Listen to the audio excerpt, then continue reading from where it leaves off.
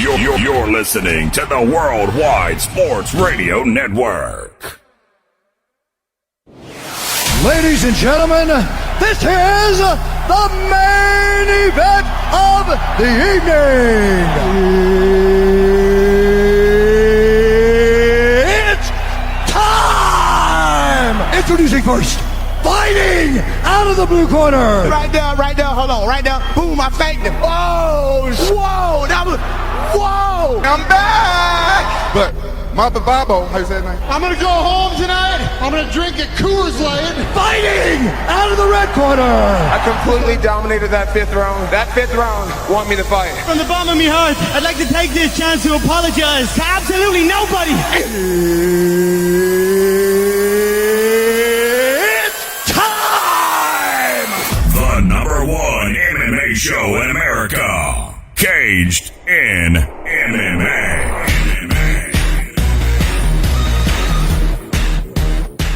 And welcome, ladies and gentlemen. This is the first show of Caged in MMA. How do you reach us? All you got to do is call us at 631-965-4990. You can follow us on our website. How do you do that? You go to worldwidesportsradio.com. Again, it's worldwidesportsradio.com. You follow us on all our social media. How do you do that? Well, it's very simple, guys. You can go to Twitter, Instagram, Facebook, Snapchat, radio.com, TuneIn Radio, iHeartRadio. We're on every single platform in the country, and that's all you have to do to follow us. And I have my new tag team partner on our first debut show. It used to be Caged in MMA. Now it's Caged in MMA.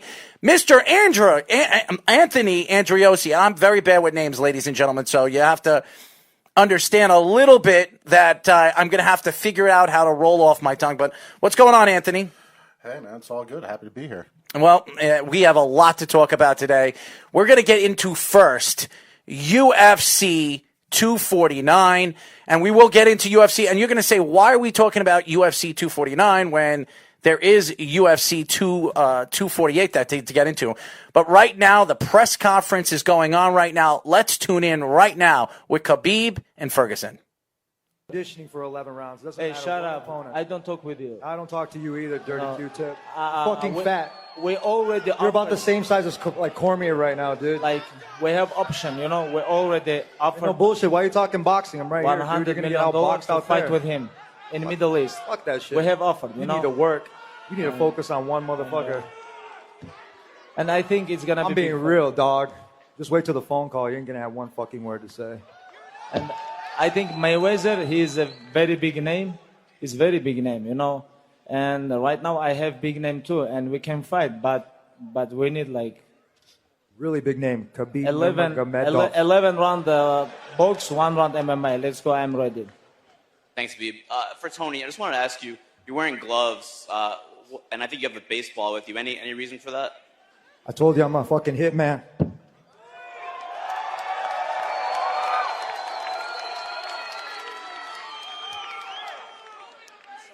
And there's a baseball there? Any Just in significant? case they run. All right. And then just lastly for Dana, South by Southwest, the Music and Arts Festival got canceled today because of the coronavirus outbreak. Any concerns? Anything that you guys can do to try to... Hey, it's a legitimate question. It's a legitimate question. Corona's cool, but Montejo's better. Legitimate question. I mean, it's got to be a little bit of a concern, right, for any big event. So when it comes to safety of the athletes and the fans and everything else, no matter where we go or what we do, we're always concerned with that. And we've been thinking about this for weeks. Dr. Davidson's been involved, and yeah. I mean, I don't know what else to say other than that. You said on your We're not canceling the event. Well, no, I'm not. I didn't say that. Never said that. You said on Instagram Live about an hour ago that you guys are pinpointing Jones versus Reyes too. Is that the case? And do you have what I said was I'm interested in that fight. I think that's the fight that should happen. Jones Reyes 2 should happen. But we haven't done anything to make that fight. There's been nothing done. So no timetable or anything No. like that for that. And you also said that Paulo Costa is definitely next for the Adesanya Romero win. As long as he's healthy, he's next. And has he given any indication when he could be back? He wanted to come back now. He's not a doctor. When the doctor tells us he's ready, then we'll do it. That is Dana White right now. He's talking live at UFC 248, introducing the big fight that everybody's been waiting for years, Khabib versus Ferguson. And before we get into UFC 248, I want to get into this fight. And you heard Ferguson, and Ferguson is one of those guys that he doesn't bow down to anybody. Everybody thinks he's a little bit of crazy. Everything that happened over the last couple of months, really the last year, you were hearing some stories that he got out of the car, he ran across the street, ran away from his kid, that there's aliens going to attack the world.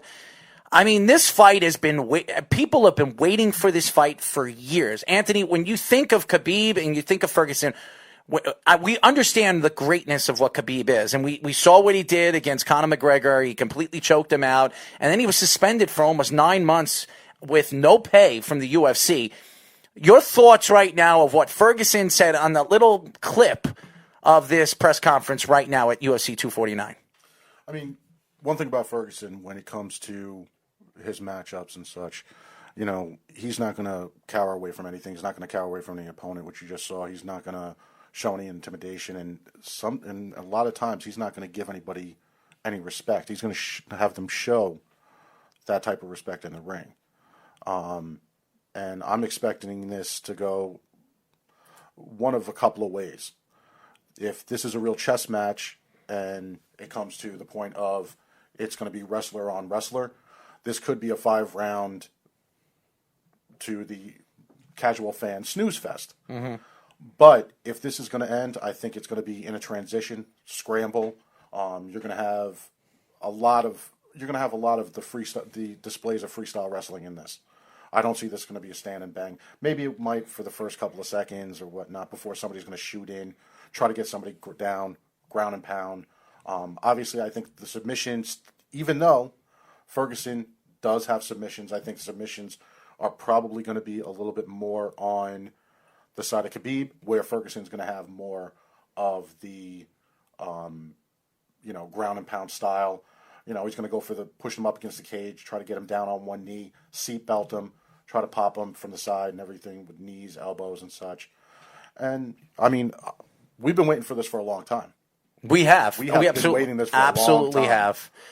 As you guys know, you can call us at 631-965-4990. My new partner, Anthony Anderosi and Errol Marks. We're here at the Worldwide Sports Radio Network, and we're live and in color here at the studios in Caged In MMA. And I have to get that roll off my tongue until I get used to it, because it used to be Caged In MMA. And it's interesting when you think of Khabib and you think of what he has done really in the UFC in such a short time. He's only been in the UFC for about 5 years, and he's completely dominated as a professional fighter. He's an undefeated fighter.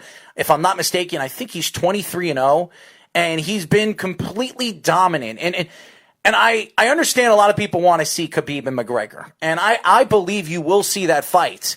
And we're going to get into the fights that are going to be coming up at UFC 240, I think 252, with Conor McGregor and obviously Usman, who's going to be on that card as well. Two big fights on one card, the main event and the co-main event. We'll get into that in a little bit. But when you think of Khabib, you think of a guy that is a great wrestler, and he has a lot to say. The last couple of years, this guy has a lot to say, and the whole McGregor thing, and I think he's learning a little bit from McGregor that you have to speak up if you want to sell a fight.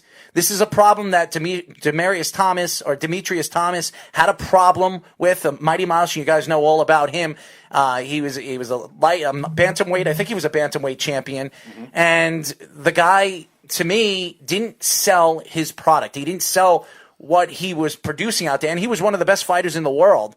But the UFC couldn't sell it because he couldn't sell himself to the other fans, or the fans that love the sport and follow the sport as much as they follow Conor McGregor or John Jones.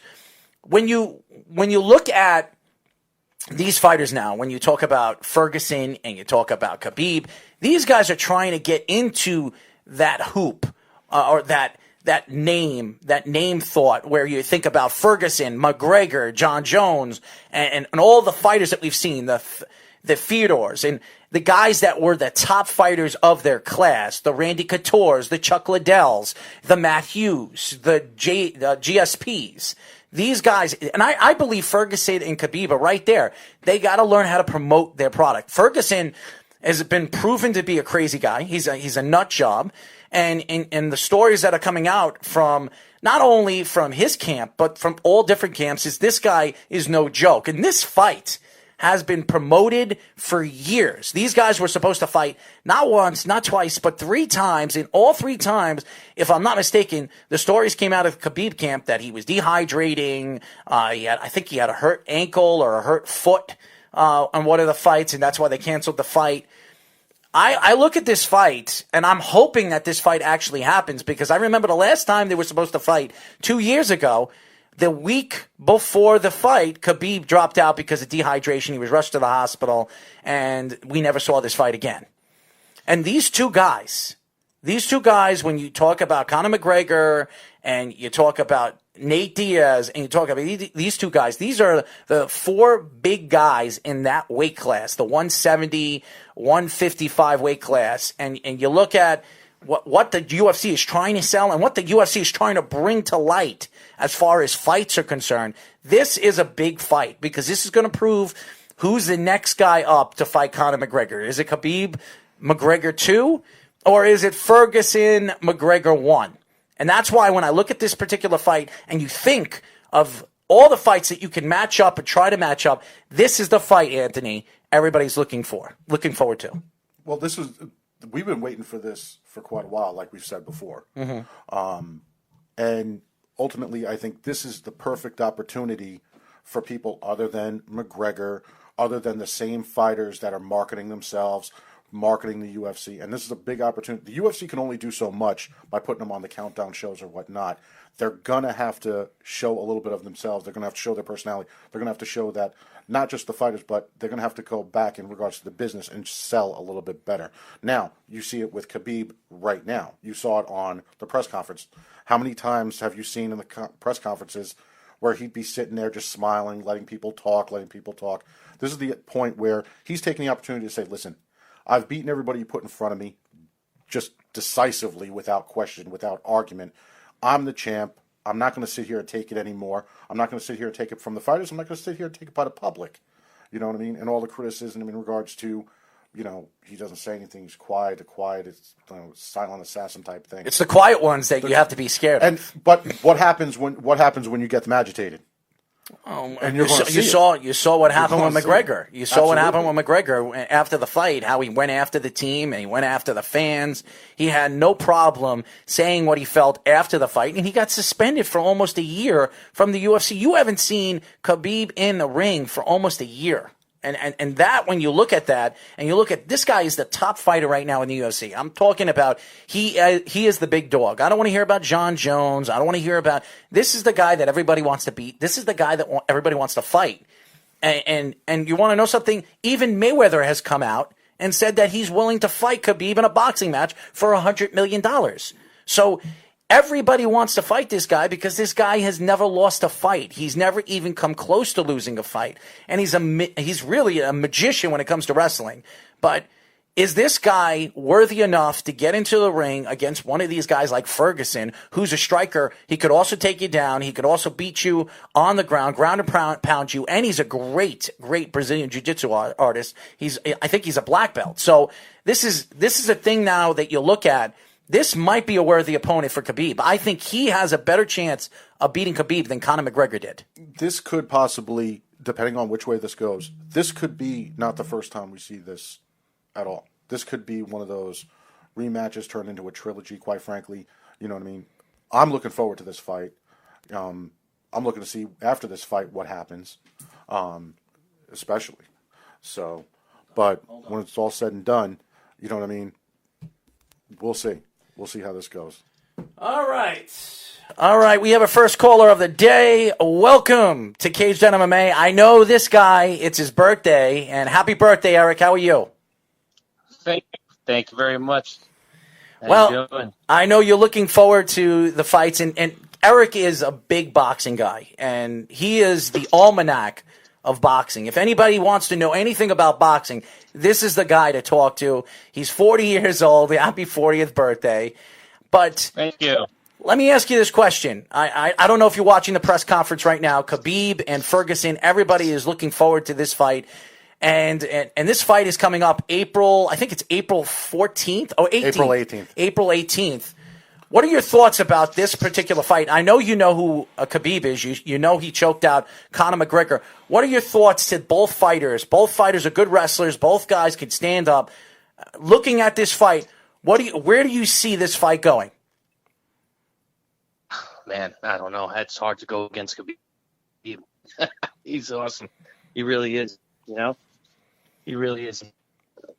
Well, let me ask you a question, because I know you're a boxing guy, Eric. So before we get back into the MMA world, the boxing match of Wilder and Mr. Fury. What did you think? What is your thoughts to that fight? After that fight, where do you see somebody like Wilder going now after losing against a better fighter that we saw on Saturday night a couple of weeks ago?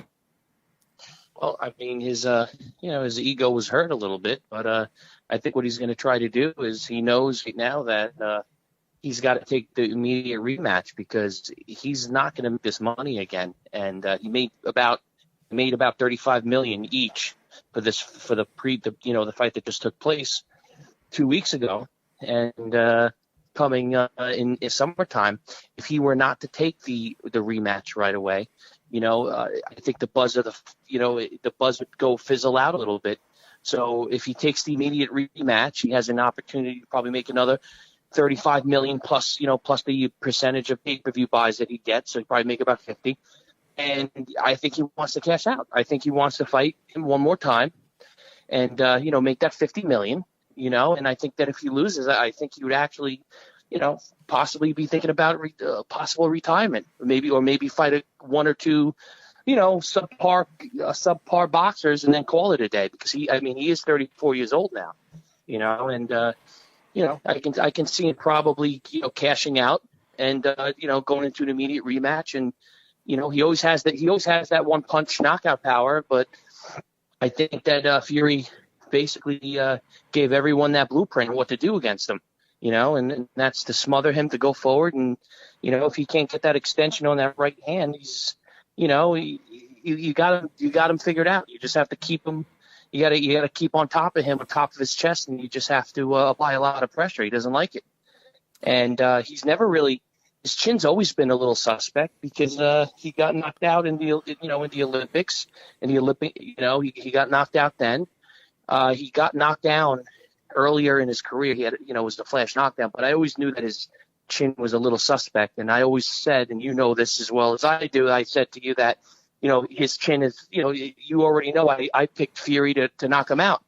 And everyone was calling me crazy. But, I knew that Wilder's chin was very suspect. And, we're going to see an immediate rematch, obviously. And I think that he's possibly, I got to kind of think about it a little more, but I think Fury's going to beat him again.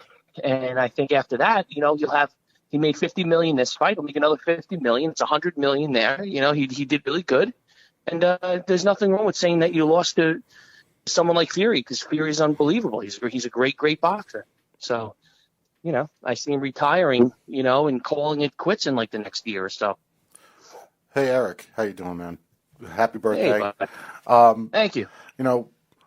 You being the boxing guy, I know Errol's a big boxing fan. I've always not as big as this guy. I've always not anywhere close. I've always busted his shoes and stuff like that when it comes to the boxing and all that with the MMA and such. Let me ask you your opinion. How do you feel about Mayweather, bringing the guys over from MMA and having these fights and such? How do you feel that goes in regards to not only the sport of boxing, but in regards to Mayweather? Do you think it's a circus? Do you think it's, do you think it kind of tarnishes a little bit of the purity of boxing and the way the state of the sport is right now? What's your take on that? I think that MMA fighters, I think pure MMA fans feel the same way that pure boxing fans feel. And it's all it is a cash grab. And, it's going to sell because people want to see, and a character like Conor McGregor. I mean, he puts on he's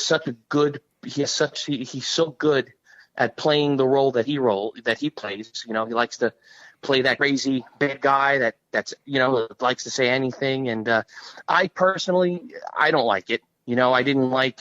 I knew that I told Errol then too that Mayweather's going to knock him out late because he knows that Conor McGregor, has stamina issues even in the MMA world.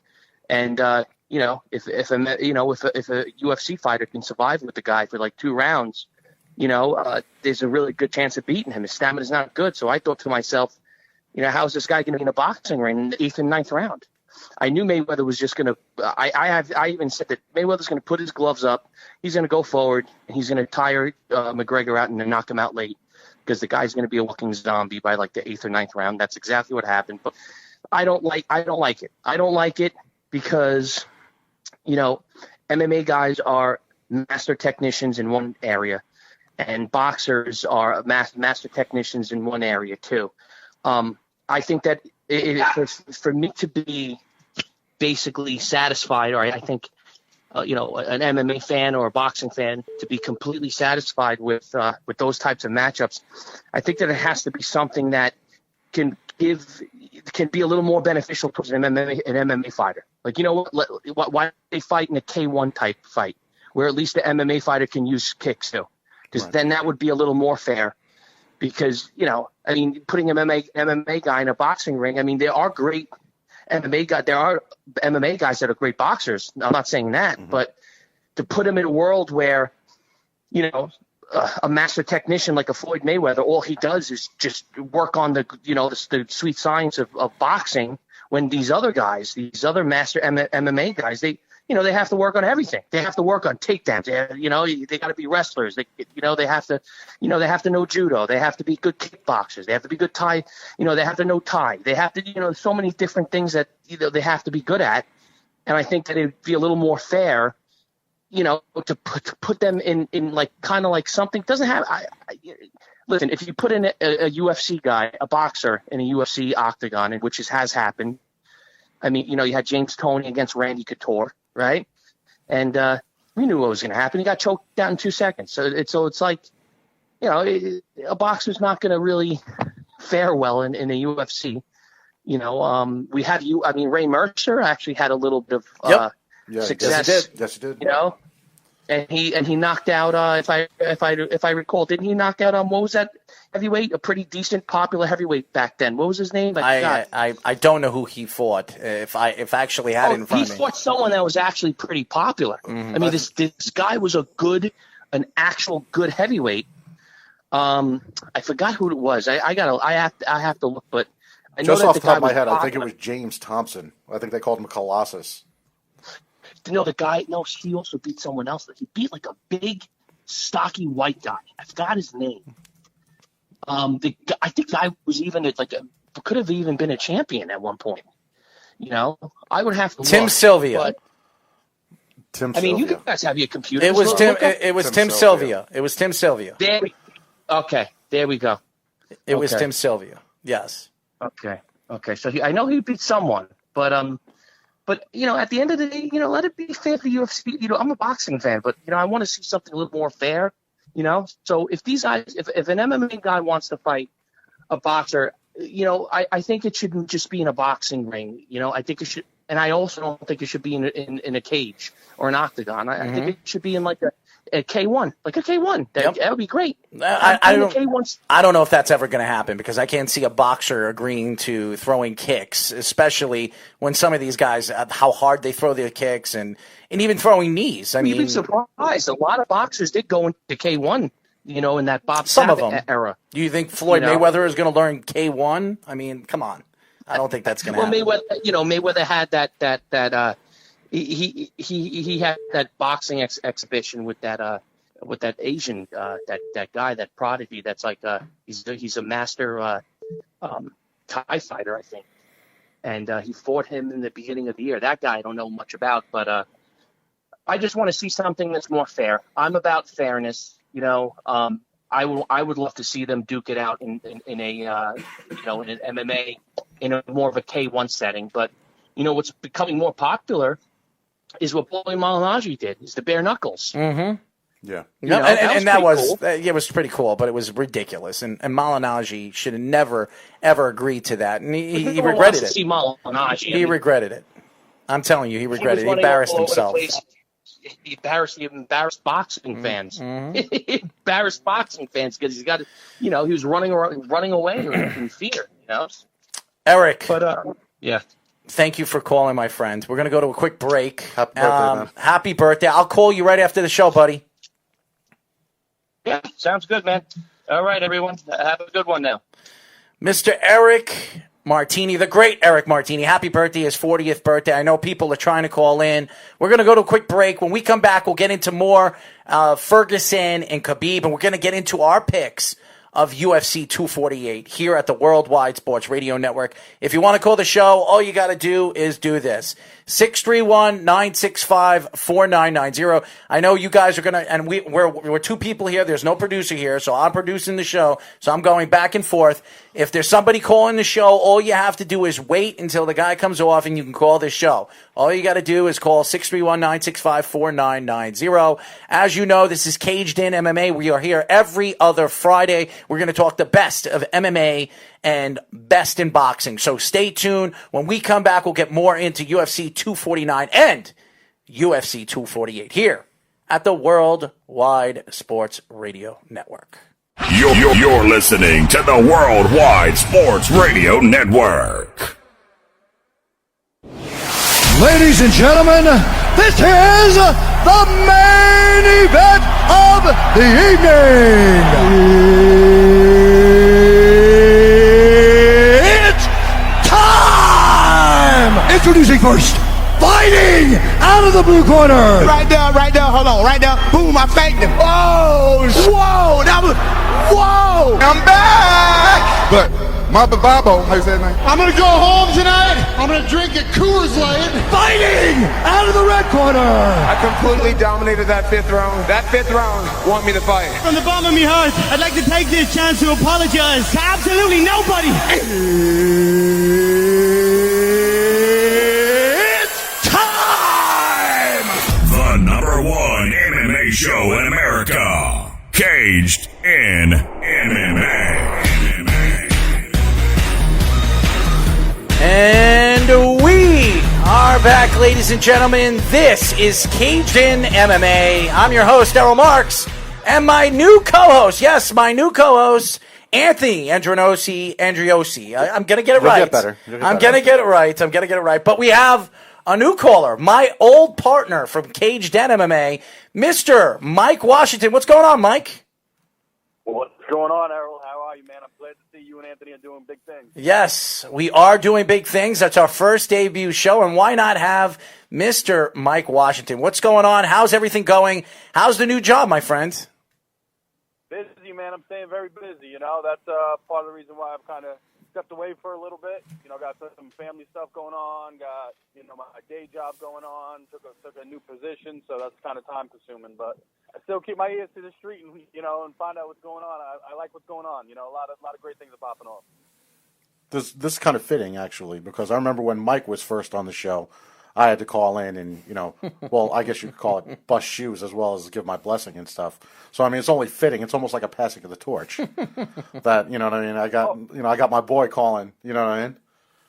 Absolutely, man. I feel like I'm the segue between Anthony and Errol. Segue. How to show some support, Well, we were just talking about UFC 249, and Ferguson and Khabib were just introduced. Dana White, having his press conference before the weigh-ins for UFC 248. What are your thoughts of what Ferguson said? And Ferguson took a lot of shots from Khabib, and Khabib took a lot of shots at Ferguson. These guys, I know they're trying to promote it like Conor McGregor. They're learning something now where they're going to have to promote this product if they expect people to go out and buy UFC 249. And I think it's going to be a great card. I think this is the headliner that everybody's wanting to see for years. This guy Khabib, who everybody said has been ducking Ferguson year in and year out for the last 5 years since he's come into the UFC and as a professional fighter. What are your thoughts of both fighters, and where do you think this fight is going to be heading now that it's only a month away? Yeah, man, that's a really exciting fight. I think you hit the nail on the head. You know, with having Khabib as a face of a product, face of the organization, he's not very vocal usually. You know, he's not very, you know, people respect his skill set, but they're not really, you know, he's not a shit stirrer like the rest of them. You know, he's not going to get big on Twitter and news outlets aren't going to report what he says because he's kind of quiet. You know, I know one of you guys earlier said like the silent and violent type. You know. Mm-hmm. It's definitely big. They definitely got to promote that fight. That's definitely why they're going back and forth. I'm sure both fighters, both gyms, I'm sure they completely respect each other. They're both, you know, at the top tier. It's not one of these bullshit fights the UFC put together where, you know, a champion's fighting somebody that he doesn't deserve. I definitely think it's a great fight. I think the fight's going wherever the fuck Khabib wants to take it, all right? So there's been tons of high-level wrestlers and great grapplers, but, I mean, there's nobody, I don't think, on the level of Khabib. I think Ferguson's camp, I mean, just whatever they plan on doing, they gotta work on getting off the floor and getting off the cage. And that's where the fight's going. I mean, I don't think I'm the only one that thinks that. You know, don't get me wrong, Ferguson can finish Khabib. I'm not saying it's definitely gonna be a Khabib fight, but yeah, wherever that fight is gonna be, it's where Ferguson ends up and where Khabib takes it. You know, whether it's on the floor against the cage, you know, Khabib is just that good. And again, that's not a knock on Ferguson because he's another top tier athlete. And I think it's a great fight, man. I think it's very interesting and very exciting. You know, I'm excited to see it. There's a lot of fights that I'll just, you know, not really pay attention to be honest. You know, some of the fights are just made up from the organization. They got nothing to do with rankings. It's just ticket sellers and whatever Dana wants to put together for the fans. But this is definitely a very intriguing fight, a very exciting fight. So I'm excited. This press conference was actually a pretty good segue into the next commercial, or I guess you could say video feed or whatever's going to go viral tomorrow, especially because if anybody didn't see it in the press conference during the face-off, Khabib actually kicked Ferguson's belt off the stage, which, as we said, he's, you know, the young man's coming out of his shell, so to speak. You know what I mean? He's not that quiet anymore because you were not going to see that. Thanks to Conor. You know, thanks to Conor. I don't mean, you know, he may have his problems with Conor or whatever, but everybody should be thanking Conor for stirring him up a little bit because this boy's coming out of his shell. He's blossoming. So, but I guarantee you're going to be seeing that go viral. You're going to be seeing that on every single commercial, probably from here on out, going into that pay-per-view. And you know, either it's going to start with the belt going flying off the stage or finish. And Dana White's probably salivating right now, waiting for another press conference to come so we can see what else goes. As much as he hates the theatrics, you know he loves it. Well, Dana's trying to sell a product right now, and right now his product is Raw. You saw a good fight in John Jones and Reyes. That was a good fight. And now he's trying to re-up that and try to bring this Ferguson and Khabib fight to a point where obviously he can sell it. And right now, Conor McGregor, UFC 252, which is coming up a couple of months from now, and he's on that card. And he's not finding a big fighter, and nobody expects Conor McGregor to lose this upcoming fight. And they're stirring everything up for Khabib and McGregor, or Khabib or McGregor or Ferguson. That's what they're trying to stir up for the next upcoming fight for all these fighters. But my question to you, Mike, when you look at the way MMA is starting to move, especially now that it's March Madness. Boxing, Wilder and Fury just passed. Boxing starting to explode again. There's big heavyweights. There's good middleweights right now. There's good welterweights and bantamweight fighters right now in the boxing world. Where are your thoughts of where the UFC is heading now that you're looking at Conor McGregor coming back? He dominated against Cerrone, which I believe was paid off. I don't care what anybody says. Cerrone was paid off to lose that fight because the UFC is trying to promote upcoming fights that could entail Nate Diaz and McGregor and Khabib, or McGregor and Ferguson. That's what people want to see. So if Conor would have lost that fight, he probably would have been done with MMA because he would have lost three out of his last 5 fights. So what are your thoughts right now where the UFC is heading? Demetrius Johnson is gone now. He's in another fighting organization. And a lot of these fighters are fleeing the UFC because they want to get paid. So what are your thoughts right now where the UFC is heading and Dana White is heading? Yeah, no, I agree. UFC's in a rough spot, man. I got to be honest. I mean, I heard you touch on the John Jones last fight. That was another great competitive fight. That was a very hard sell. A lot of the casual fans weren't familiar with Reyes. You know, thought it was going to be another Jones walkthrough.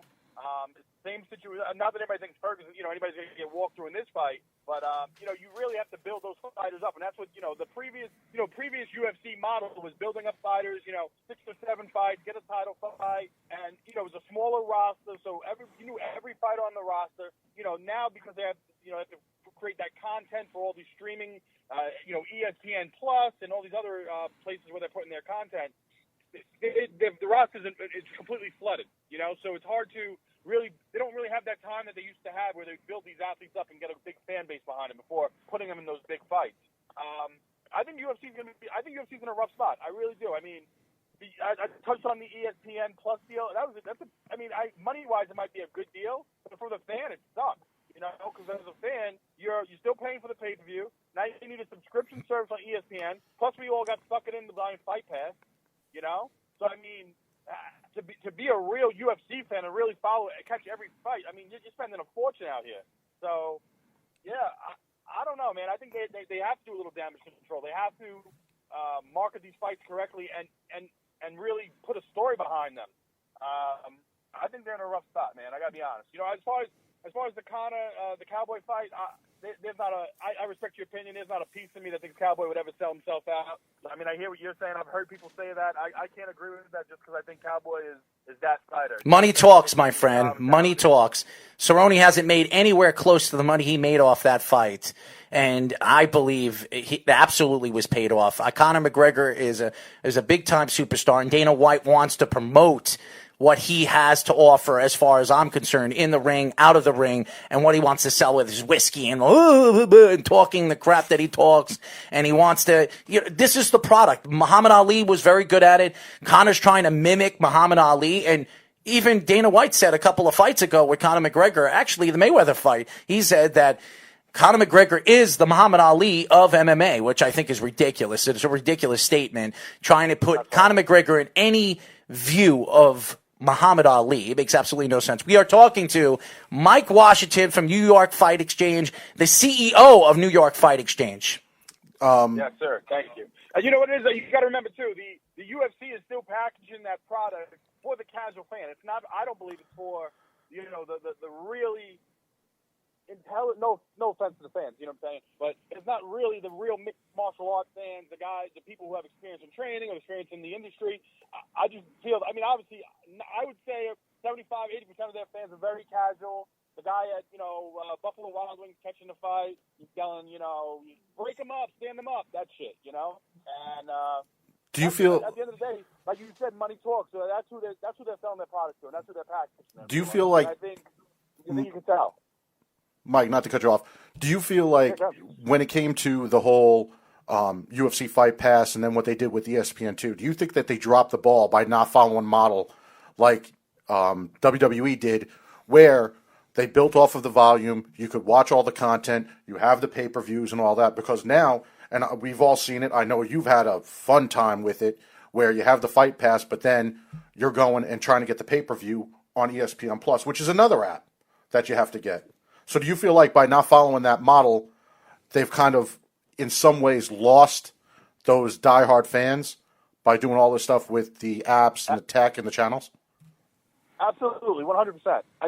Years ago, I don't remember how many years ago, I remember Dana in an interview saying they were going to go away from UFC, away from pay-per-view in the future. I think that was their plan. I really do. Like initially, I guess, after the buyout, they might have changed directions, obviously, went a different route. But yeah, it's too much to watch a fight. And I think I had Anthony over my house one night for a fight, and it was like, I'm going to get the pay-per-view. I went to the pay-per-view channel. I couldn't get the pay-per-view. I had to go download the app, pay for the app to get be allowed to spend more money on a pay-per-view. It was insane, So a normal guy who wants to check the fight out, they're not doing it anymore. It's not worth the headache. You're not downloading apps and trying to figure out where it is and paying paying one person so that you can pay the other person the pay-per-view fee. It's like a fucking scam. You know what I'm saying? He's probably helping Buffalo Wild Wings because it's easier just to go there. Absolutely. Absolutely.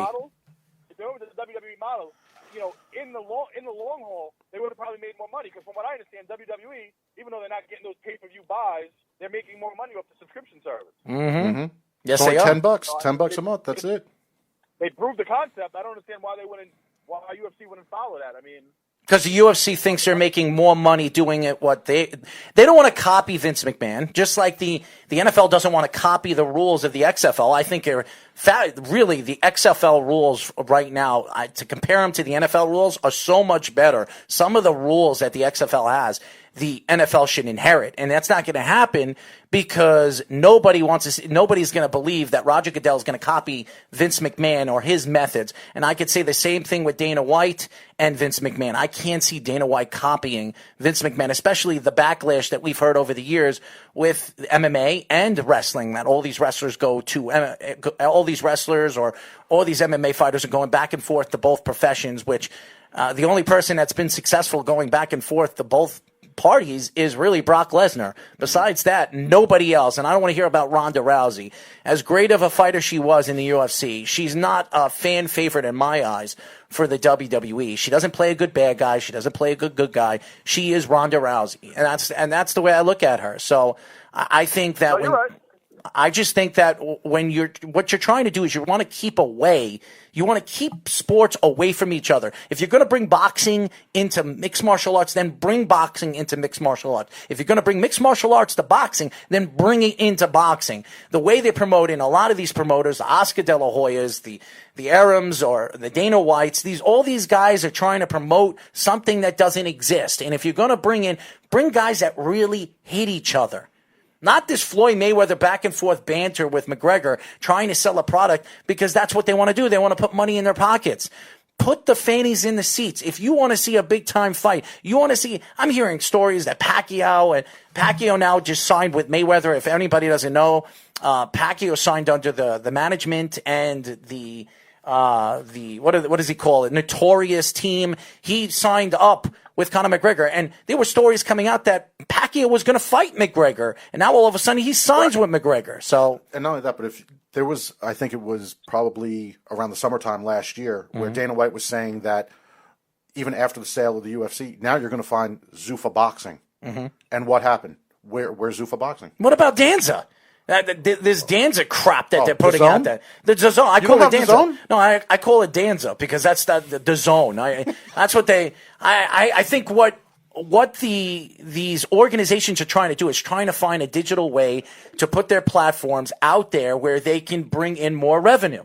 And I understand that. And I understand this is the wave of the future. Hence, that's what we are. We're a digital sports radio network, and that's the wave of the future.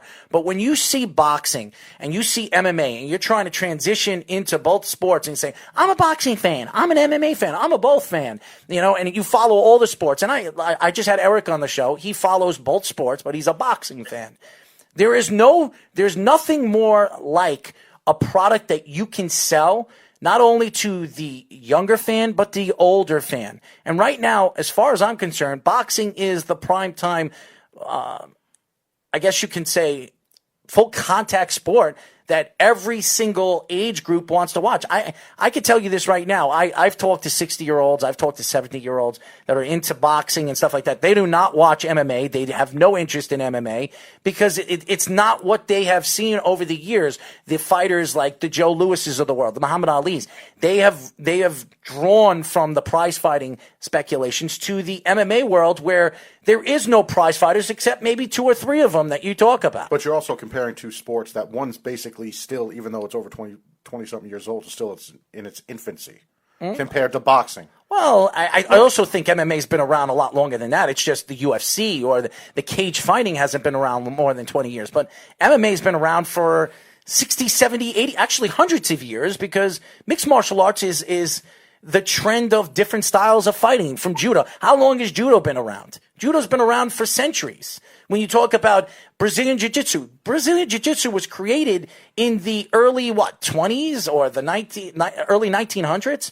So these are styles of fighting that have been around for years. All they're doing is putting them in a variated sport in a cage with fighters that are either strong in one style of fighting or fighters that are strong in the other. But even with that being said, boxing, was a spectator sport. Mind you, yes, it's been around and such, and people trained in it and everything. Boxing as a spectator sport has been around probably 5, 6, 7, 8, 10 times as long as MMA as Yeah. a spectator sport. Bare knuckle fighting is coming back now into the world. Bare knuckles have been around since the 1800s. Now they're trying to legalize it over here. So you talk about MMA fighters and boxers. And if you want to get a boxer and an MMA fighter in a ring where I think it's fair, you put them with bare knuckles. That's what I think. I have a problem. I mean, I know Mike likes the bare knuckle stuff. You probably appreciate the bare knuckle stuff. I think that's the real fighting way. The reason why I have a Street problem. fighting. Listen, I respect it. I respect the shows they've been doing and everything like that. The reason why I have a problem with the bare knuckle stuff, and that's what I'm going to call it stuff, because it's just, for some strange reason, I have a feeling this is going to be counterproductive when it comes to boxing and MMA. Because for the longest time, we tried to get MMA into New York and into a lot of different states. And what was it? It was the subject of brutality. Now you're taking the gloves off of people's hands and saying, oh, yeah, let's try it. 1 minute you had a problem with it when you walked around and you saw the guys back in the day with the Just Bleed on his chest and everything, the UFC fans. Yep. And you thought it was what? Human cockfighting. Now, you know what I mean? Oh, yeah, everything's been going good. And we got into New York. How long has it been in New York? Not even 10 years. But no, let's take the gloves MMA's off been now. legalized only for like 3 years in New York. Exactly. But I mean, even as an amateur, we had it around yes. for a while. You know what I mean? Even when the beginning of amateur stuff, and I know Mike remembers this, I know you remember this, and you saw it firsthand. Yeah. You know what I mean? We had pro rules for amateur style until some people got wind of it, and then changed more, to the point where it's got to the rule set that it is now. But now it's gotten to the point where, let's go bare knuckle. And it sounds like a wonderful idea. Okay, until what? Until somebody loses an eye.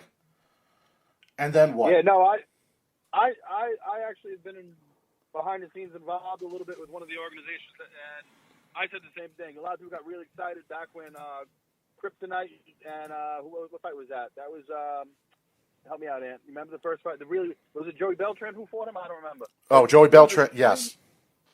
And not only that, but I think blood. He was on I want to say it was on the cover of every newspaper, and everybody's like, "Oh, this is great. It's going to help the sport grow." And I said, "It's the worst thing that could happen to the sport is because that same newspaper, that same magazine cover, ends up on the desk of a senator or a judge, or you know what I'm saying?" So.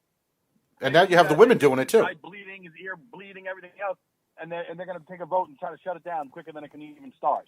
So I understand Anthony's point of view of the human cockfight. I do enjoy it, but I definitely do think it's you got to handle it very softly if you're involved with an organization on how it's being marketed. It's aggression. You want to show combat sport. At the end of the day, it's a combat sport. It's one of the rawest combat sports around. Mike's a promoter. He likes making money. Right. You can't make it seem too crazy. Wow. You can hear it in his voice. He's trying to promote it.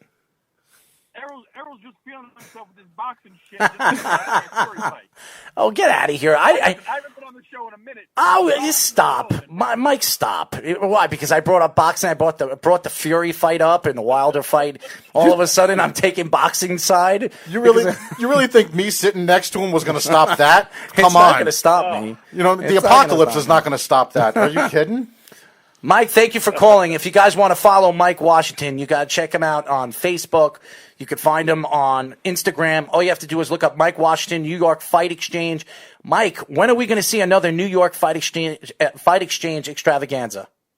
I got nothing lined up right now. To be 100% honest, like I said, I'm never stop moving, man. I got some big things in the works. Pay attention to me on social media, and if everything pans out as we plan, be announced shortly, But I appreciate you letting me hop on with you guys and talk some shit and be myself, as always. I wish you guys nothing but success and the best. And you got a fan in me for sure, and you can expect some interesting phone calls coming from me. But best of luck to both you guys, man. I'm really excited. Thanks, Mike. Thanks, buddy. Mike Washington. Appreciate it. Thank you, Mike. All right. Well, we're going to go to a quick break. When we come back, I'm sure we're going to get another caller in. He's been trying to call up. I don't know who it is. It's a 347 number, but we're going to get him through when we come back here at the Worldwide Sports Radio Network. Remember, guys, you could follow us by going to, this is what you got to do. You got to go to www.worldwidesportsradio.com.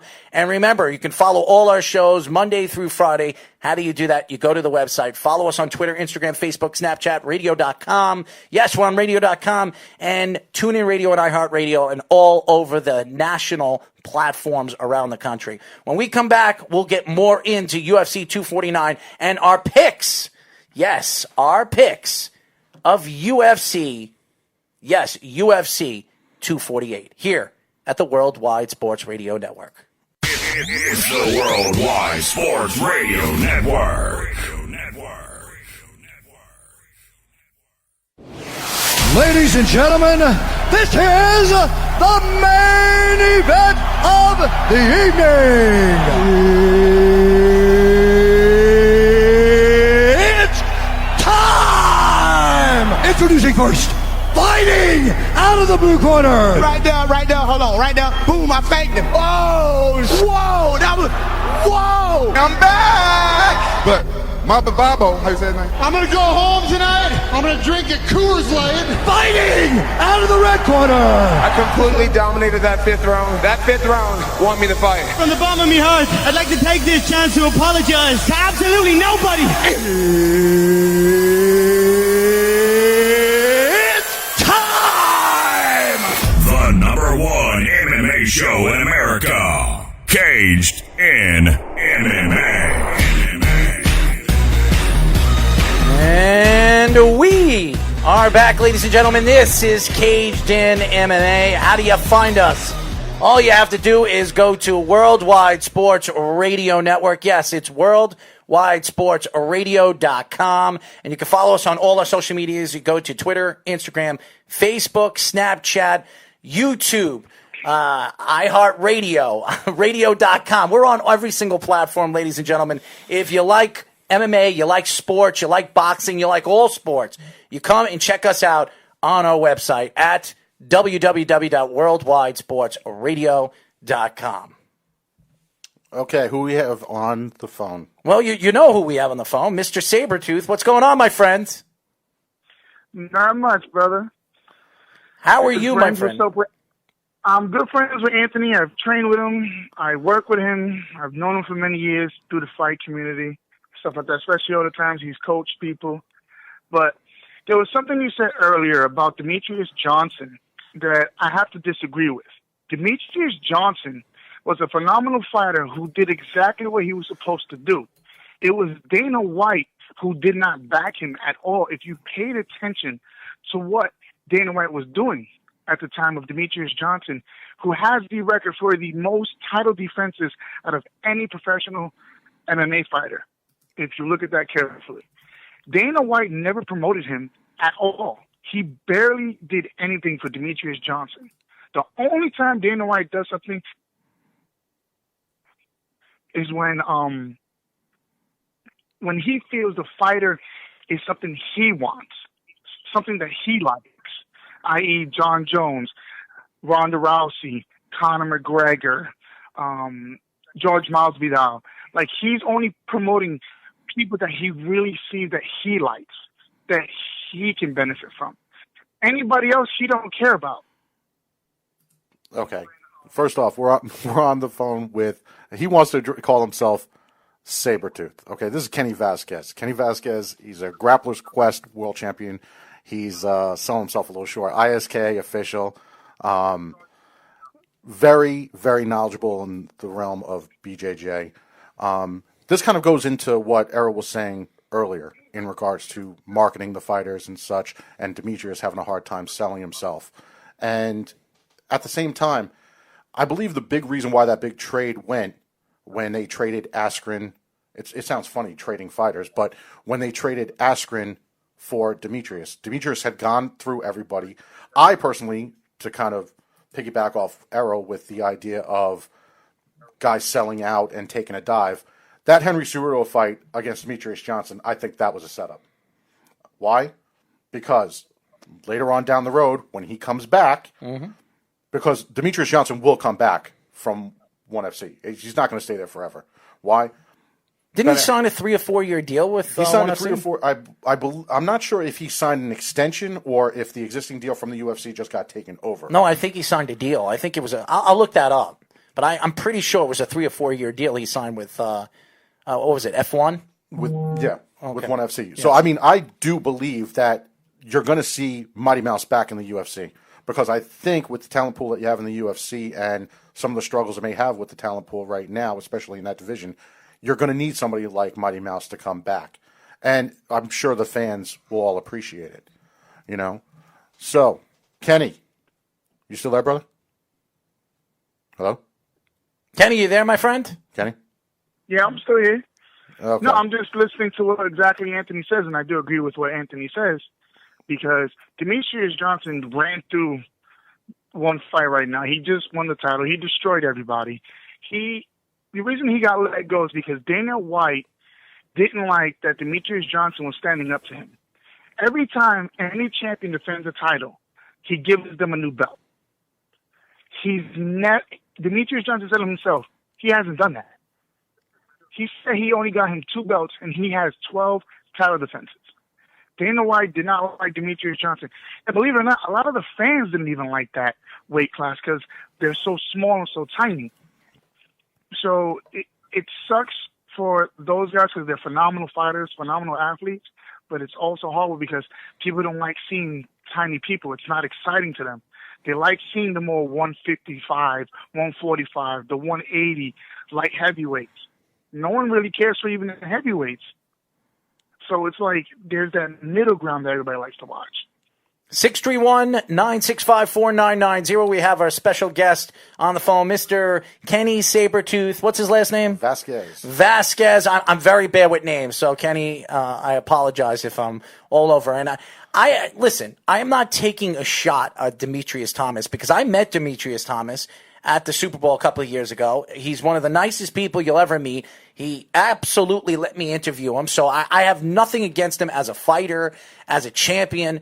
But over the last couple of years, and you can see it, there is nobody for him to fight in that weight class. There really was nobody for him to fight in that weight class. And I don't understand why Demetrius Thomas didn't move up at least 10 pounds over his weight class to move up and fight better fighters or more valuable fighters so he can make more money in his pockets. He didn't want to do it. And to me, when you look at Demetrius Thomas, if you want to make money, you're in the prime of your career. Who cares about your record? Your record means absolutely nothing. You're one of the best fighters in the world, and he was, to me, the best fighter in the UFC for almost 3 years. And then all of a sudden he decides, you know what? I'm leaving. I'm leaving the UFC because I'm not moving up in weight class. There is nobody else to fight. And by the way, didn't he back out of a fight against, what's his name again? If I'm not mistaken, the guy that just got caught with steroids, and he just got suspended from the UFC. Which one? No, I just forgot his name. I was just about to say it. He just got suspended, and Dana White offered him a fight, and obviously he wanted to oblige Demetrius Thomas and fight him because he kept challenging people. Who wants to fight me next? I've ran through everybody, and this, I forget his name. He was a champion, UFC wrestler. What is he? He won the title. He defended it, and then he got busted for steroids. Mm-hmm. I can't believe I forgot his name. But the problem with right now where the UFC is heading is these fighters don't want to fight the fighters that they should be fighting. It's all about record and rapport of what the fan wants them to wants to preach and stuff like that. And everybody wants to fight Conor. You know why everybody wants to fight Conor? Because Conor puts fannies in the seats and he puts money in people's pockets. That's why people want to fight Conor. The fact that the UFC would not let Nate Diaz fight Conor McGregor for a third time is a catastrophe. It really is. And Nate Diaz has been thrown around by the UFC for years, not being treated right for anything. So is Nick Diaz. And Nick Diaz is coming up with a fight too. He challenged Midval, whatever his name is. He challenged him, Midvidal, and they're supposed to fight after this coming fight, after Usman. So I'll tell you this right now. Over the last couple of years, the UFC has been playing themselves. And I've said this over and over again. And I'm not taking a shot at the UFC or MMA. I'm taking a shot at the promotion behind the UFC. And Dana White has been going out on YouTube with Matt Serra, the great Matt Serra, going out there with Matt Serra looking for the next big superstar. After you had a show called The Next Ultimate Fighter that has not produced any good fighters that we've seen in the last 5 or 6 years. And right now, the UFC is scratching and trying to find that next champion, that next big fighter, and they don't have that guy. They don't have the guy to put. That's why they're resting their whole organization on John Jones and Conor McGregor. And I think that's the problem right now where the UFC is lying. what's sad about the Ultimate Fighter, that whole Ultimate Fighter model, and to kind of bring it back full circle back to Demetrius Johnson, they actually used the Ultimate Fighter TV show to gain a contender for a title fight with Demetrius Johnson. That's how sad it is when you are tired of just regurgitating the same matchups for Demetrius over and over and over again, to the point where you have to take a whole bunch of guys, throw them in a house, let them fight over each other. And these were all champions of other organizations that were outside of the UFC. And then I think it was actually Tim Elliott who actually ended up going against Demetrius Johnson, and unfortunately didn't end well with him, end well for him either. Right. And like I said, I do believe and I hope that you're going to see Demetrius Johnson back in the UFC, because I really don't think the ONE FC thing is going to last as long as people might think. Kenny, I have a question for you. Oh, by the way, the name we were thinking of is T.J. Dillashaw. T.J. Dillashaw, T.J. Dillashaw was a guy that has stepped up to the plate, did step up to the plate to cut weight. He wanted that fight. And he wanted to fight Demetrius. Dana didn't want that fight. Well, I don't think Dana didn't want the fight. Demetrius Thomas, I keep saying Thomas, Demaryius Thomas, I'm thinking about the football player. Demetrius Johnson didn't want that fight. And I think the reason why is the fact that the guy is bigger and he's cutting down to that weight, it would have been a problem for him. But you want to know something? I don't think that he would have shied away from the fight. I think one of the things, and I'm pretty sure I remember him coming up with this, I don't feel like he felt that he was getting the money he deserved for being, at that time, and people could argue with me, I personally think at that time, he was pound for pound the best champion that they had. No, absolutely. Without a doubt. But he wasn't getting paid the Conor money. He wasn't getting paid the John Jones money. Because they don't promote him right. And that's the UFC. I blame the UFC for that. The UFC does not promote him right, and they haven't promoted him right. And why should the guy, and I understand boxing, prize fighting, Mayweather makes his money because he promotes his own product, Mayweather Promotions, or whatever he calls it, TNT Promotions. You talk about Conor McGregor, Notorious Promotions. They're all promoting. Oscar De La Hoya, Golden Boy Promotions. They're all promoting. They're all trying to make a buck because that's where the money lies. And they know how to bring fannies in the seats. Why is it when you look at Dana White, he is only promoting the guys that are going to draw the people that they can draw off of their social media? They could draw off the people of what they say out in and outside of the ring. And when you have a fighter of this magnitude, maybe doesn't like to speak or like to take shots. He just wants to go in his own way and fight whoever he needs to fight to make a stand and make a point. I think Dana White needs to figure out how to promote those guys, because I think not all these fighters are Conor McGregor or John Jones or any of these guys. It took a while for them to be who they are today. And Kenny, I want to ask you a question. Ferguson and Khabib coming up. You heard the press conference. I don't know if you heard the press conference. Yep, I've been listening. Yeah, I did, and I heard some of your points and some things that Anthony said, and your friend Eric did, yeah. Mm-hmm. I was paying attention. I think. What are your thoughts of this fight coming up? I do believe Khabib has been ducking Ferguson for the last couple of years, and I don't want to hear it from any of the fans out there saying, "Oh, Khabib, the big bad Khabib, he's never lost a fight."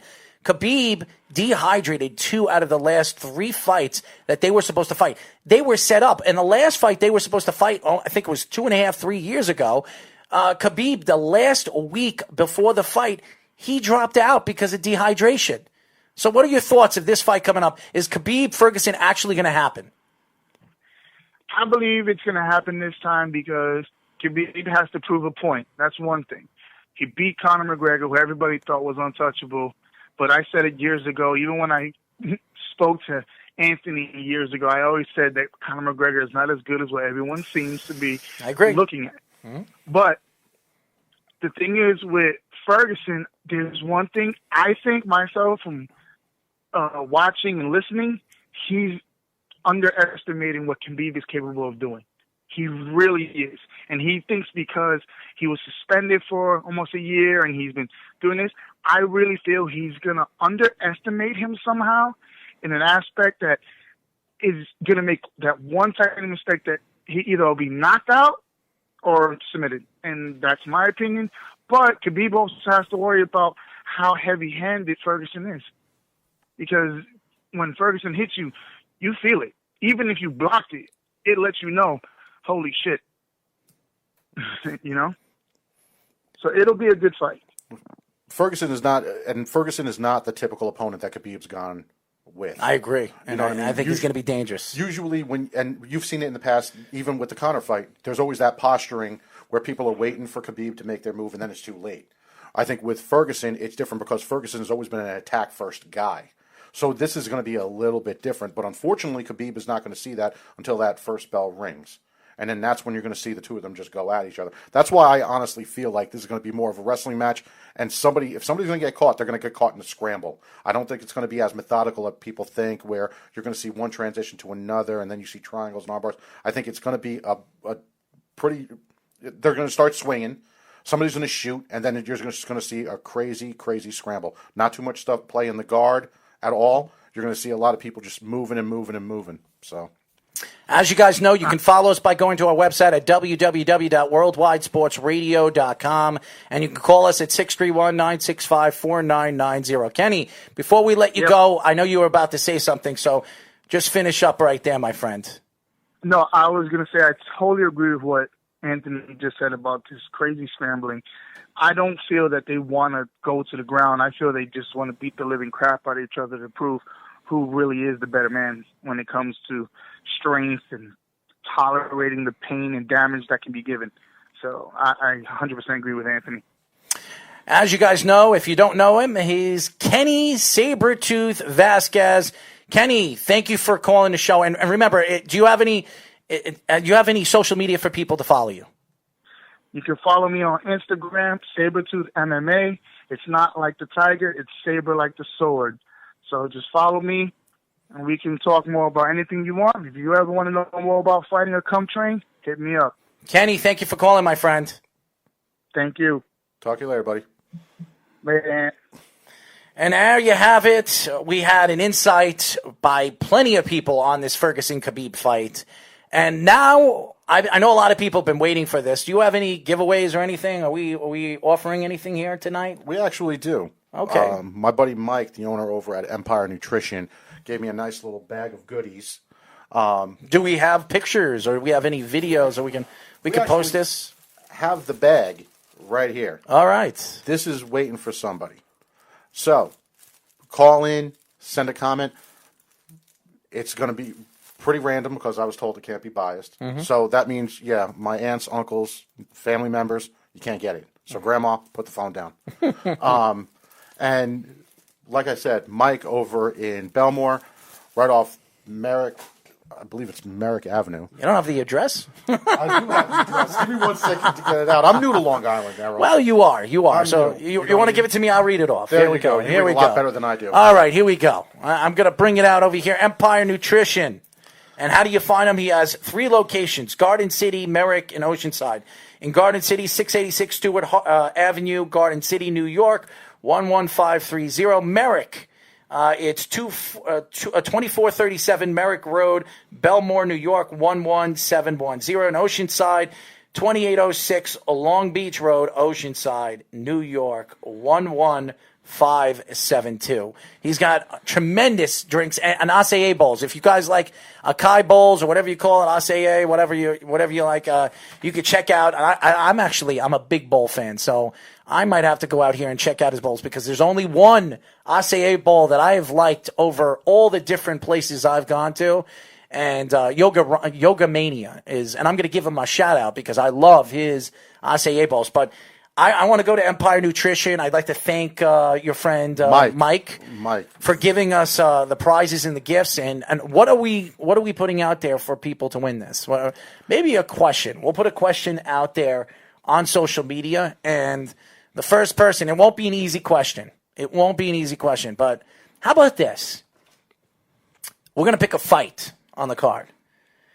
And if you can guess what round and what decision the fight will end up in, you win this wonderful prize. How's that sound? For tomorrow's fight, yes. I like it. So, I say we're gonna do the main event. Yes. So the main event, you have to choose what round, if it's submission, and if you come close, if people vote and you come close to the decision, and we'll have to estimate the vote, you will win this wonderful bag of goodies from Empire Nutrition, ladies and gentlemen. Empire Nutrition's, how do you find them? All you have to do is go to Facebook, Empire Nutrition LI. and Instagram, Empire Nutrition LI.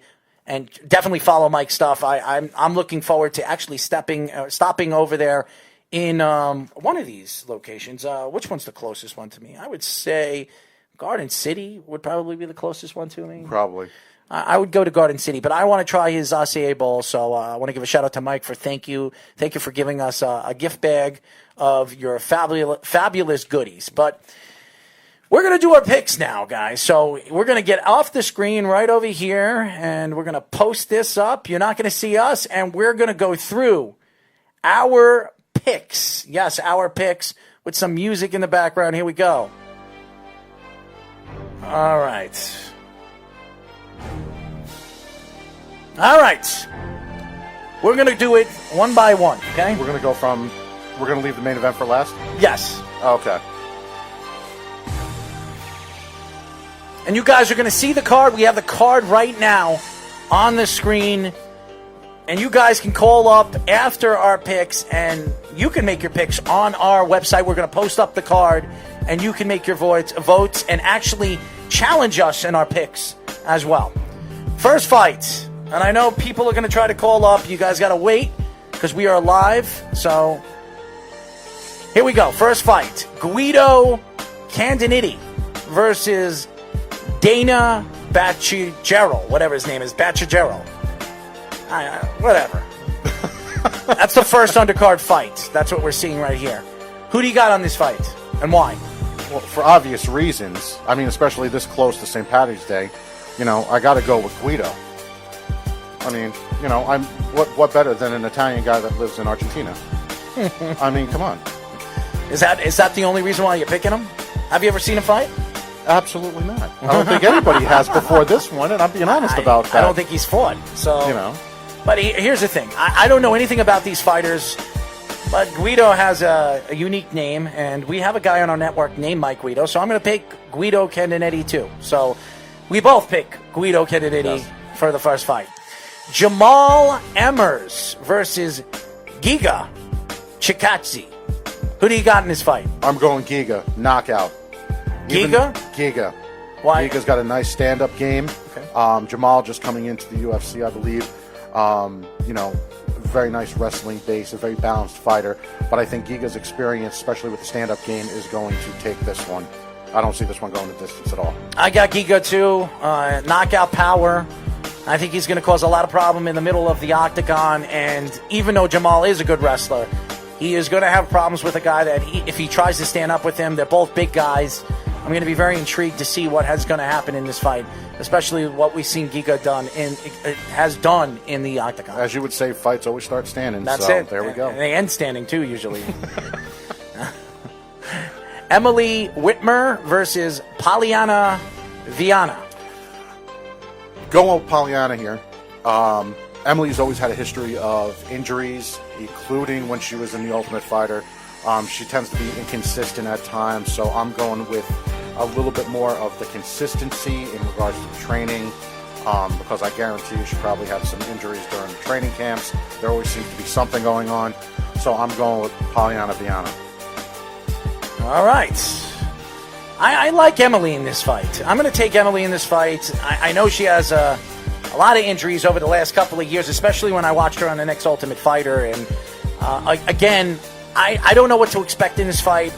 If they stand up, I give Emily this fight. If it gets taken to the ground, I give Polyana this fight. Mm-hmm. It's going to be very interesting how these guys are going to, how these two ladies are going to fight in the octagon, and what they're going to do early in the fight, where it's going to pretty much decide where the fight is going to end up, on the ground or standing up. So I'm going to take Emily in this fight, just because I think it's time for her to shine, and I think this might be the fight that's going to put her on the map. Gerald Miskrad, who actually has been on our network before. Very good fighter, yep. He trains out of Wisconsin. And Deron Wynn. Who do you got in this fight? I'm going with Gerald. I think Gerald, he's got, a very nice style base, and I think this is going to be the point where he's going to be, kind of coming out of that shell, moving up to the next level. We're going to see him off of the preliminary cards and making a little bit more of a move to the main cards, or at least headlining the prelims on his way up there. I think he's due to start making that jump into the main card. And quite frankly, I'm surprised they haven't put him in the main card even earlier than this. It's interesting when you look at this fight, and I know Gerald. I've seen him fight a couple of times, and he's a talented fighter. He's a wrestler and a guy that can actually stand up and pound for pound beat you in the head. Yeah, he's a balanced fighter, guy. Like what I've seen. But I don't know, man. This kid Win. Everybody keeps talking about this kid, and this guy's got a lot to prove. I saw some video about this kid before the fight, and I saw him on the thing. I forget what they do on UFC does on YouTube. And a lot of people love this vlogs? Kid. What happened? Those vlogs? Well, I don't know what is vlogs. It's not a vlog. But you're talking about blogs or vlogs? Listen, I don't know what it is. You're the tech guy. It's Unbended, I think it's called. The show's called Unbended or something. Oh, Embedded. Embedded or whatever it was. I've been watching and he was actually on. So a lot of people like this kid. So I'm going to take Win in this fight. Even though I like Gerald and I want to root for Gerald because he's been on our show, I'm going to take Win in this fight. I think Win is going to surprise the world. He's on a winning streak right now in the UFC, so I'm interested to see what he's going to do in this particular fight against a good fighter. Rodolfo Vera versus Saparbek Safarov. Who do you got in this fight? I'm going with Rodolfo. I think his experience, his championship pedigree when it comes to Brazilian Jiu-Jitsu. He's been in the BJJ game so long. I see this ending probably second round by submission. I got Rodolfo, too. He's a great submission guy. He takes you to the ground. He's a Brazilian guy. He knows the game. He knows how to take you to the ground. He knows how to pound you. He knows how to use your body against you on the ground. And I don't know anything about Safarov. So, obviously, he looks like a big guy. He looks like a guy that can stand up, and he was going to want to fight you. He want to take you down. So, I'm interested to see what's going to happen in this fight. But I'm going to take Rodolfo on this fight as well. Mark Madsen versus Austin Hubbard. Who do you got in this fight? Mark Madsen. Balanced guy. Austin Hubbard, young guy, just coming up in the ranks. I think Mark is definitely going to take this one. Not necessarily it may be finished, but it probably, if it does go to a decision, it's definitely going to be Mark. I got Mark Madsen too. I think I saw him fight. I've seen him fight a couple of times in the UFC. I also know a little bit about the kid. I mean, the story behind who he is as a fighter and how he got into the UFC. It's an amazing story. Austin Hubbard is a guy that a lot of people don't know much about. He's had a couple of fights. I'm very intrigued and very interested to see what this particular fight is going to bring. And I know Eric's trying to call the show, and I don't know why he's trying to call the show, but we'll put him on in a little while. I think he wants to win the prize. I think he wants to win the prize. I understand, but we'll put you on, Eric, after we do our picks. I got Mark Madsen in this fight because I know a little bit about him, and I think that he is up for the task in this particular fight. Now, the big card. Jose Alberto versus Sean O'Malley. Who do you got? Hands down, Shane O'Malley. Quite frankly, I don't even know why this is so low on their list, even though he is coming back after a bit of a layoff. Knockout artist, big favorite in this fight, and rightfully deserved. I think this fight is going to end pretty quick, first round, and then after this, you're going to see this kid just soar through the ranks. I got Sean O'Malley in this fight as well. He got bigger. I heard that he gained 10 pounds of muscle. He's been out of fighting and mixed martial arts for almost 2 years. So yeah. I like Sean in this fight. I think they picked a good fighter to fight in his fight. So I got Sean, and Sean will knock him out in this fight. I absolutely believe that. Alex Oliveira versus Max Griffin. Who do you got? Max Oliveira. I think the veteran, he's just gonna take over in this fight. He's had some trouble in the past in regards to some opponents with matchup styles and everything. I think this is the one where he builds his confidence back, gets back in the win column, and starts building a little bit of a streak. You got Max? No, Alex. Okay, I got Max in this fight. I don't know much about Alex Oliveira. I haven't seen him fight, so I'm not going to lie to you. And he's probably been on a couple of undercards. I haven't noticed him or anything. But I know a little bit about Max Griffin. I've seen him fight a couple of times.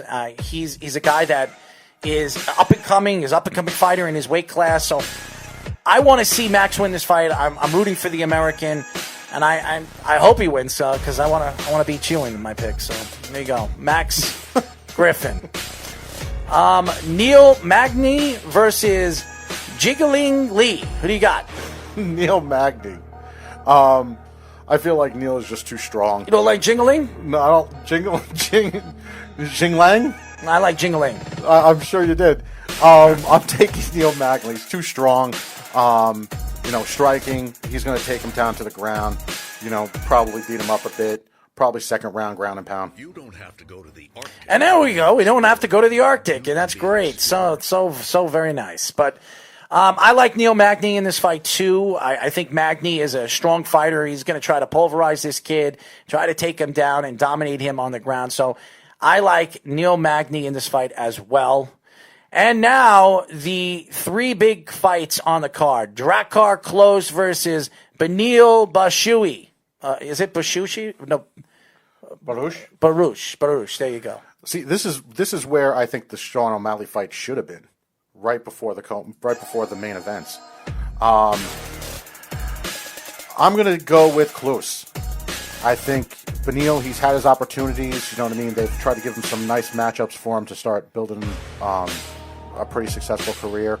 Pretty inconsistent, but I'm going to go with Drakkar on this one. The young up and comer. I believe he's 11-1. Solid kid, strong kid. I see him taking this fight over. I got Baruch in this fight. A guy that he needs this fight right now. I think he's ranked 10th right now. His 10th fight. Yeah. So I want to see what Baruch could do, and Darush, whatever his name is. I can't pronounce these guys' names. They're terrible pronouncing these guys' names. But if they were boxing names, you would get them any better? Well, they're easier to remember. Wilder. I mean, come on. No, good point. Man, Fury. I mean, those are easy names. I mean, these names are like Baruch and Jingling or Jingling or whatever the heck these guys' names. They're weird names. You just have to be cultured. Is that what it is? It's I mean. Oh yeah. You got what was it, Sapararo, but you got my name wrong 4 times already. Well, I'm very bad with names, so there you go. But once I know your name, I'll. If I sounded like a hockey player, though, it probably work. No, I'm very bad with hockey names. Really? Still, very bad, very bad. I'll butcher a hockey name. Butcher them. All right. So I got Darush as well. Well, you got Klose. I got Darush. Now the 2 main event fights, the 2 big ones. Wally Zhang versus Joanna. Who do you got in this fight? Joanna. Once again, I see the title changing. I do not see Zhang taking Joanna like she's taking these other girls. I do not see it happening. And the funny thing about this is, yeah, you could say she beat Jessica Andrade, but so did Joanna.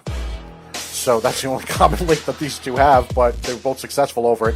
Joanna, she's looking to come back, get the belt back. She's tired of being a contender. She wants her title. And going over to American Top Team, training with Mike Brown, I think. Mike Brown. No, hey, listen, the guy is a great wrestler. Wasn't a great fighter in the UFC. No, but you want to know something? If you remember, he even changed the way Robbie Lawler did things from when Robbie had that transition from Milicic and wherever he was going between there, and then going over to American Top Team. Mike Brown, and you got to remember, Mike Brown, he was the first guy to really dominate Uriah Faber back in the WEC. You know what I mean? Smart guy, knowledgeable guy, very, very solid in his coaching and his eye to detail. And I think Joanna's going to take this fight. Interesting. I got Zhang. I think Zhang's a bigger fighter, the stronger fighter. I think what I've seen so far, she can take you to the ground. She can ground and pound you. She'll stand up with you. This is a woman that does not stop. She pulverizes you, and she's going forward. And as much as I like Joanna has not been the same since she's lost those 2 big fights that she lost against Rose. And I don't think she's the fighter she once was. So I like Zhang in this fight. I've liked Zhang in this fight. I think Zhang is going to keep her title, and I think she's going to not only beat Joanna, she's going to knock Joanna out. That's what I predict. And now, the most important big fight, and I think the next big superstar in the UFC right now. And I think he's been a fabulous fighter, undefeated, 18-0. Israel Adesanya versus Adesanya versus Yoel Romero. Romero, big guy, steroid, and I know we got a caller, and we're going to put you on, okay? So we're going to put you on. Whoever we have on, hold on. We're making our picks, and we'll put you through in just 1 second. So just give us 1 second. Don't you put me on hold, motherfucker. I'm not putting you on hold. Oh, wait a second. Yeah, I know who this is. I recognize that voice. Hold on right now, goddammit. I recognize that voice. Outside, goddammit. Be on go time. 100 niggas outside. Don't make me do it, Errol. Okay. I'm trying to show y'all sound God. I done saved y'all out here bringing the worst out of me. All right, ladies and gentlemen, if you don't know who we have on the phone, you know him by his personality. We have the mechanic on the phone. Jerome Mickle. Yeah. I'm gonna let y'all finish y'all picking. When I call back, you better answer, man. Don't let me have to pull up on you, Errol. I miss your crazy. I miss your craziness. How's your son doing? Or your sons? He's good, man. He's good. He's huge, man. I got him training now. Yeah, he looks big. I've been watching a video. I'm looking forward to your next fight. I saw your hard training, and you deserve it, man. You put a lot of time into the fighting, and hopefully you have some big fights coming up where you eventually win a belt, because that's what I want to see. I want to see some of these New York guys take home that belt. We haven't seen it in a while, that's for sure. I love the trophy hunting, but I was just falling in love with the thrill of the hunt, you know? Mm-hmm. One thing at a time. After I clip a few wings, then we'll talk about some trophies. I want to ask you, main event. The main event. Israel Adesanya versus Yoel Romero. Who do you got and why? Whatever, John. Nah, this is the boss. Yeah, harass the boss. Yeah. I'm at the bar right now, Errol. I'm visiting my job, so I'll call y'all after y'all pick. All right, man. I see you doing your pick. Thanks, Jerome. Thanks for calling, man. Yo, what's up, bro? Eddie, what's up, bro? Yeah, I can't see right now. My eyes are dilated. Oh, my God. I just went to the ophthalmologist, y'all. Oh, getting a my physical God. Oh, my God. That's Jerome. That is Jerome. That is Jerome Mickle. Yeah, well. Hey, I've refereed his fights, man. He's a fun one. He's crazy. He's a fun one. He's crazy. Try getting that guy off the top of the cage when he wins. had him on my show, and while he was on my show, we were doing a whole show together, and he had his son in his hands, and he was feeding him while we were talking sports, and we were talking MMA. That's Jerome. Jerome's not going to stop being Jerome. Oh, man. Please. He is a piece of work, man. He is a piece of work. So what do you got? Israel or Yoel Romero? As much as I am not a fan of this man, I'm not stupid. I'm taking Israel Adesanya. Even though, and I got to give the man credit, he asked for this fight. He asked for this monster after Costa got injured and tore his bicep. He asked for this fight against Romero, and stylistically, this is not what you would necessarily call a good matchup for him, but I got to give the man credit. He's tired of getting doubted. He's tired of hearing all the smack from John Jones and all these other guys that he's lucky, this, that, all that, especially because he had such a successful kickboxing career coming over. But I will say this. I see this kid totally going off. He's going to be that next big thing. I think he is the next big thing. I mean, I got to give the kid credit. You know what I mean? He's tired of being doubted. He's tired of all of the criticism and such. But you want to know something? The kid, you can't argue with what the kid's done. You can't do it. But I'm taking a style bender. So if you want to go against me, go ahead, take Romero. I got Israel. I got Israel too. I think he's the better fighter. Yoel Romero is a knockout fighter. He's big. He's strong. Israel's long. He can dominate you with his kicks. His knees, the guy is aggressive. He'll take you to the ground. He'll dominate you against the cage. He's going to wear you out. He's got great stamina.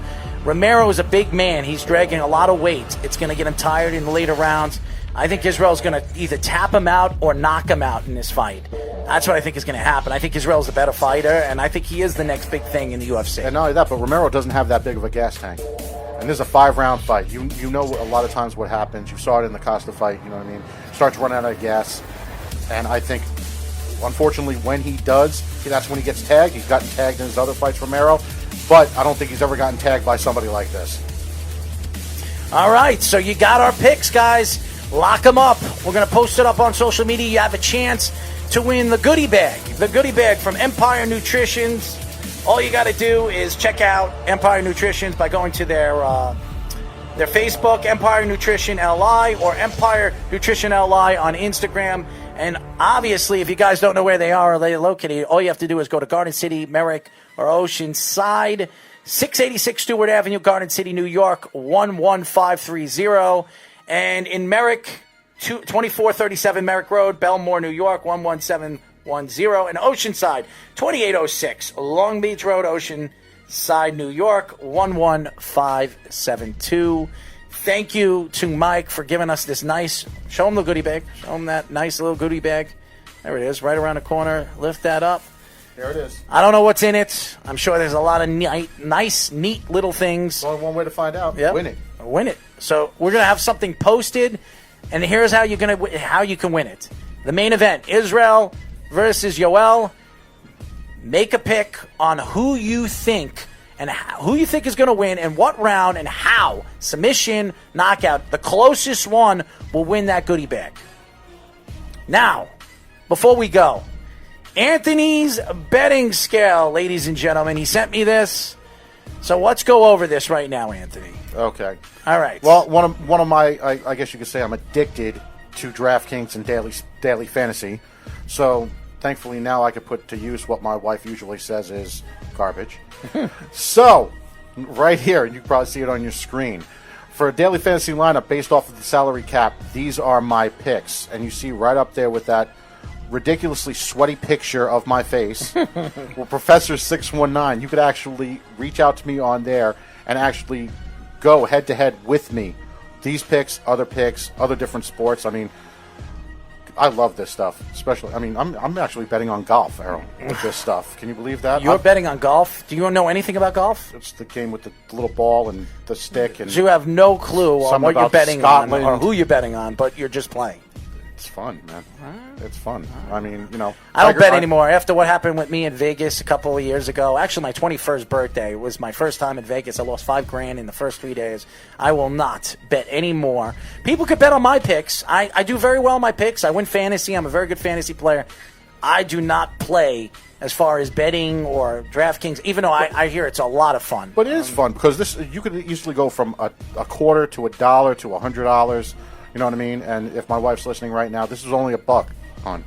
Okay, I only put $1 down on this one. But this, based off the scale of salary caps, we got Joanna, of course, my Goomba Guido, Neil Maggie, Alex Oliveira, the Style Bender, and Sugar Shane O'Malley. Look at the profits over there. 7,300, 8,000, 7,600. That's their value based off the grade. I don't know. I don't play. I told you. You got to get on this. You got to explain this to everybody. I don't know. Thing. Oh, it's a beautiful based thing. Off the salary cap and the points. It's not just as simple as somebody winning. You get points for takedowns, transitions, reversals. You know what I mean? It's a lot of fun. There you go, ladies and gentlemen.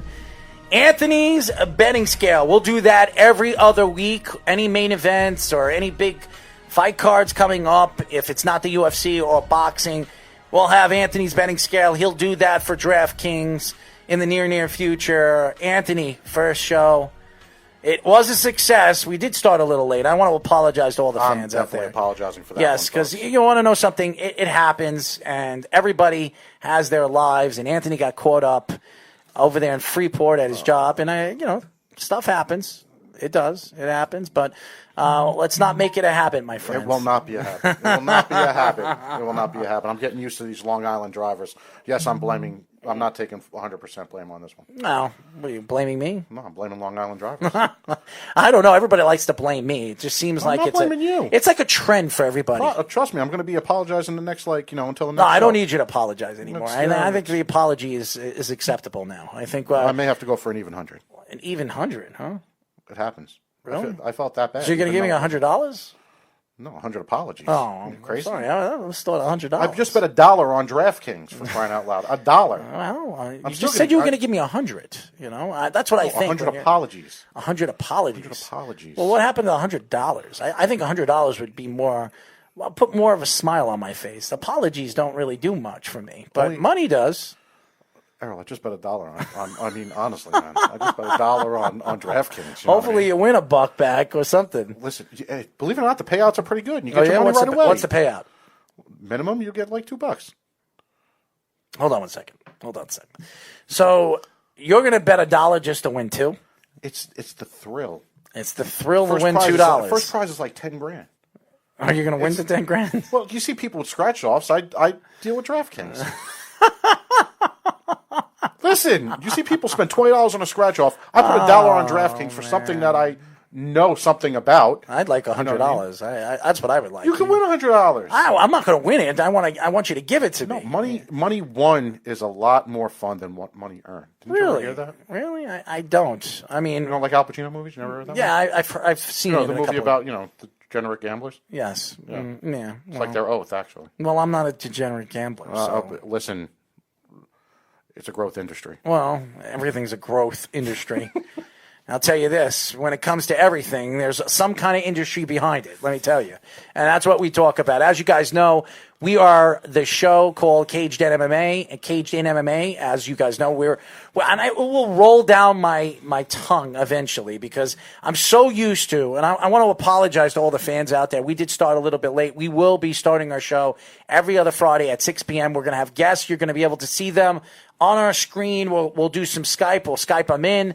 So I'll have different guests in the next couple of weeks come on, professional fighters, amateur fighters, and upcoming fights. There's a lot of upcoming fights coming up, not only in the UFC and Bellator, but all over Long Island in New York. There's kickboxing, Bobby Campbell, Jackhammer Promotions coming up in April.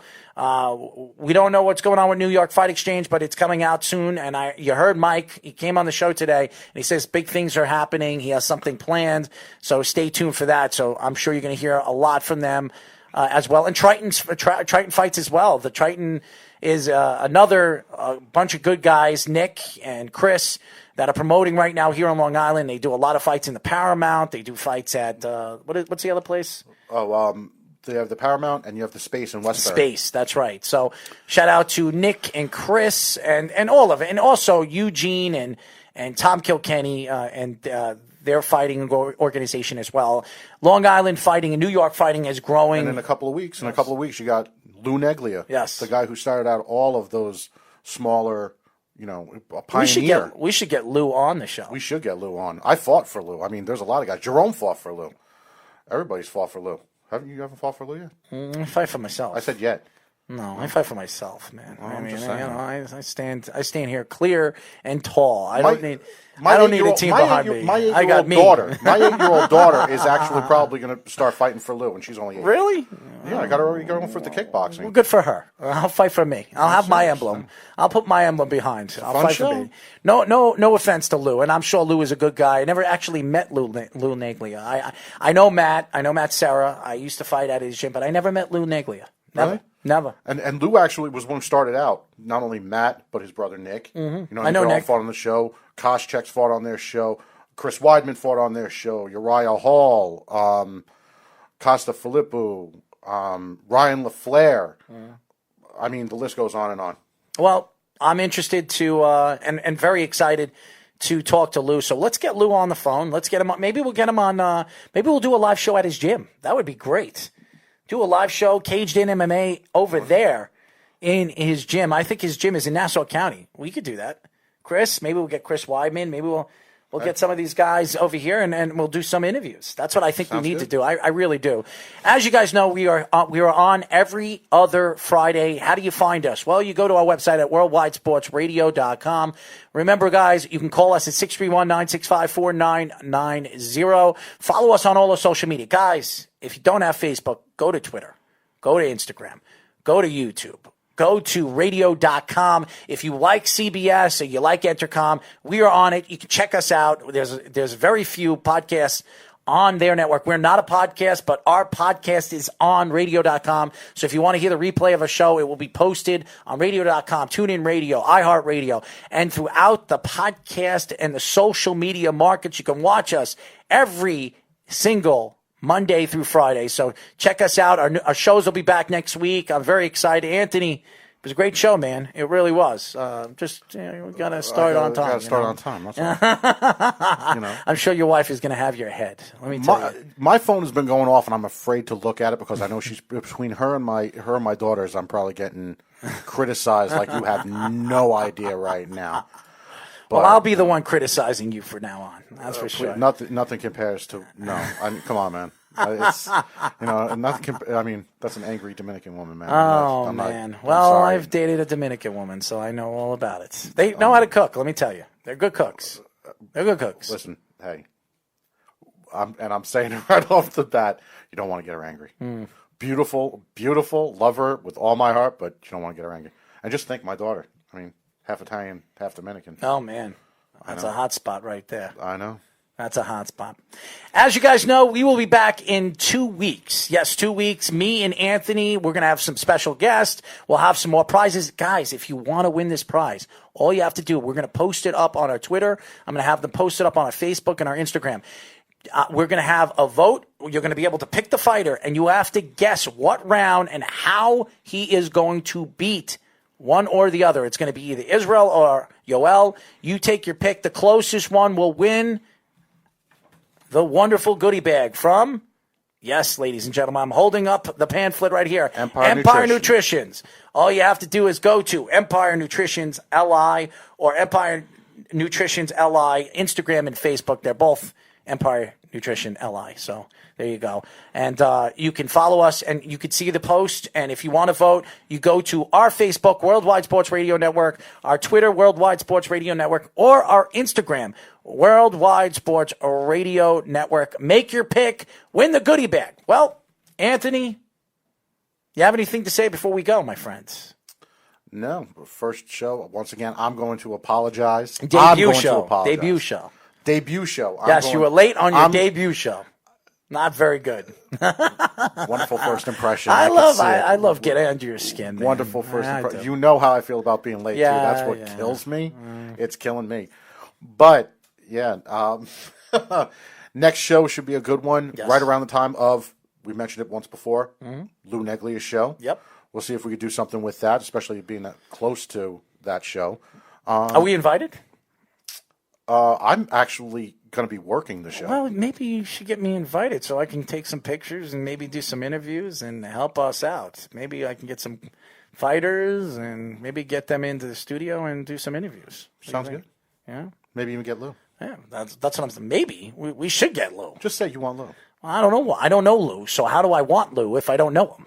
Don't worry about it. Well, I want myself, okay? Myself wants to meet Lou, okay? I don't want another man. I'm fine with women. So no, but you want that's what we need. I'd we like have to to get meet the man, the legend. Oh, the myth. We should get on the show. Is he a myth? There's no myth about it. That man is right. Well, there. then what am I? If he's a legend, what am I? I'm the myth. I'm the myth, right? I'm the myth. Thank you. Thank you very much, Anthony.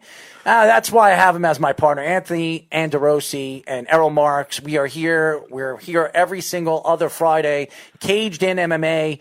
Remember, you can watch us and listen to us and go to our replays by going to YouTube and Facebook and Twitter. And you can go and listen to us on all the social media platforms.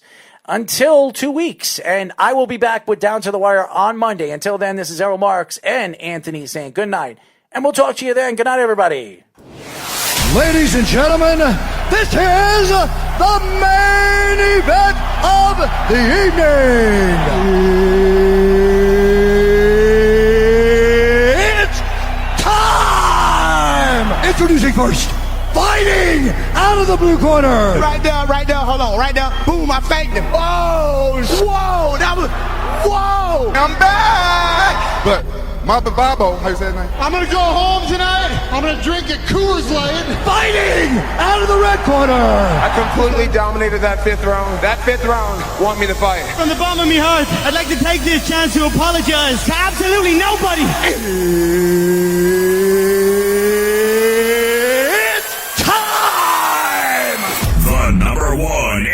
show in America. Caged in MMA.